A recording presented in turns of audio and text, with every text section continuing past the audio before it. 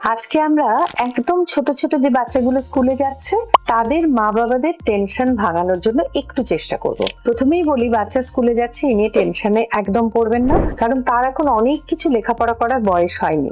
বিশেষভাবে বলার উদ্দেশ্য হচ্ছে, যখন পিটি মিটে যাবেন, বিশেষ করে প্রি প্রাইমারি যে নার্সারি 1, নার্সারি 2 বা কেজির বাচ্চাগুলো, তাদের নিয়ে টিচারের কাছে তারা কত পড়াশুনো করছে আর ক্লাসে কত ভালো পারফর্ম করছে একদম জানতে চাইবেন না। শুধু জানতে চান যে বাচ্চা তার আশেপাশে পিয়ার গ্রুপের সঙ্গে মেলামেশা করছে কিনা, তাকে অর্ডার দিলে সে সেটা ফলো করতে পারছে কিনা, এইটুকুই আপনার টিচারের কাছে জ্ঞাতব্য বিষয়।